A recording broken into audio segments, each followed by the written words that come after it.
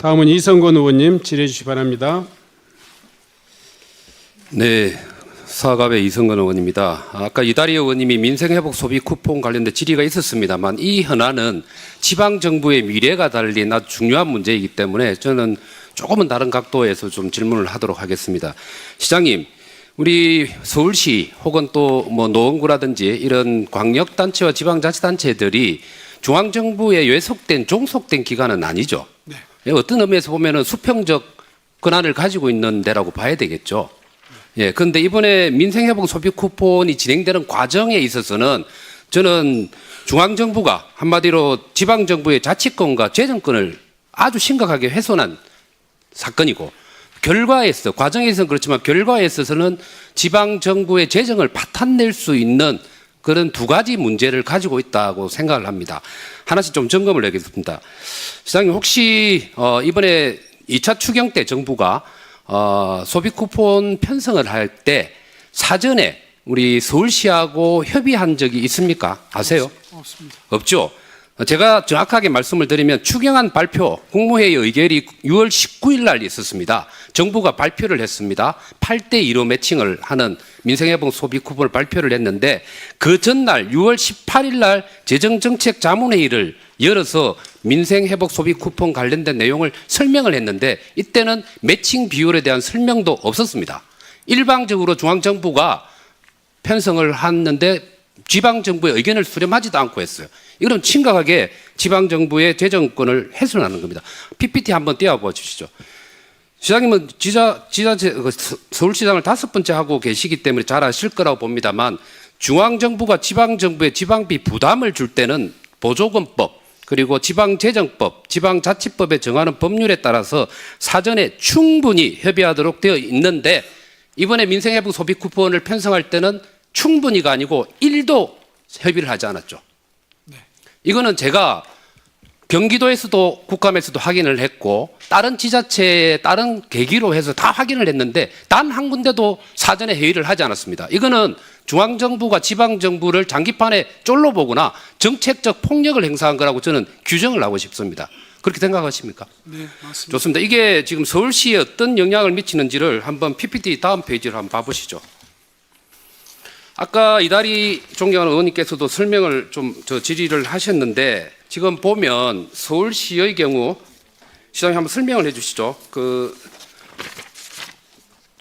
빚을 내서 지금 그 지방채 발행을 해서 이번에 소비 쿠폰과 관련된 비용을 조달을 했죠. 네. 그렇죠. 지자체 중에서도 기초자치단체들 그런데 제가 좀 궁금한 건 다른 경기도, 부산 그 외 대부분의 광역의 경우는 기초와 매칭 비율을 5대5를 하는데 서울시의 경우는 자치단체, 기초자치단체하고 6대4로 이렇게 했더라고요. 서울시가 6을. 그 이유는 뭡니까?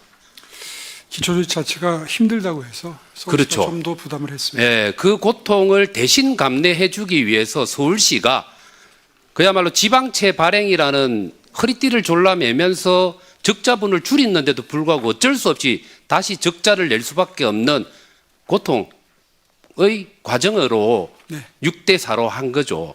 근데 서울시니까 그렇죠. 다른 지도로 내려가게 되면 더 지방정부로 내려가게 되면 재정 여력이 안 되기 때문에 광역단체들이 6을 편성을 할 수가 없습니다. 그래서 5대5가 된 거거든요. 근데 저 보면 지가 아까 말씀한 것처럼 결국은 연간 105원을 6년 동안 계속 이자를 내야 되죠. 6년물이기 때문에. 심각하게 서울시의 재정적 부담을 안겨줍니다. 생색은 중앙정부가 내면서 지방정부는 이렇게 힘들어요.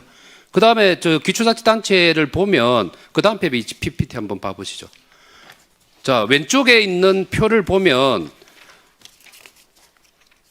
통화재정 안정화기금 융자를 한 곳이 16개 자치구입니다. 이거 다 빚이죠, 그죠? 이게 16개가 자치구가 빚을 내고 오른쪽에 있는 9개의 자치구는 예비비와 사업비 삭감, 세입 조정 등을 통해 가지고 겨우 돈을 끌고 온 겁니다. 전 도무지 이해가 안 가요. 이 정부가 국민 주권 시대를 얘기를 하지만 그 국민은 지방에도 소재를 하고 있습니다.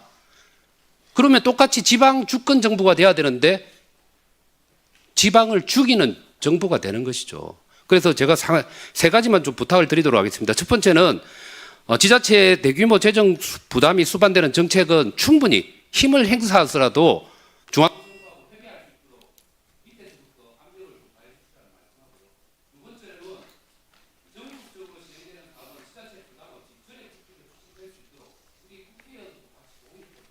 네.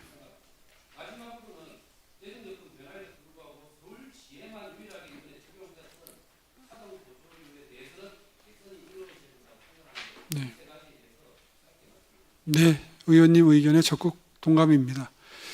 지자체의 재정에 대해서 부담을 줄 수 있는 행정을 할 때에는 의논을 하는 게, 협의를 하는 게 당연히 전제가 돼야 되겠죠. 또 협의를 하더라도 뭐 오늘 한두 차례 말씀드린 것 같은데 서울의 재정이 과거 같지 않습니다. 경기도와 비교해서 비교 우위에 있지 않습니다. 적어도 경기도와는 균형을 맞추는 게 필요한 시점이 이미 됐거든요. 이런 점을 감안을 해서 정부에서 이번 사례와 같은 경우에는 좀 앞으로 지양해 줄 것을 바라고 있습니다. 네, 수고하셨습니다. 다음은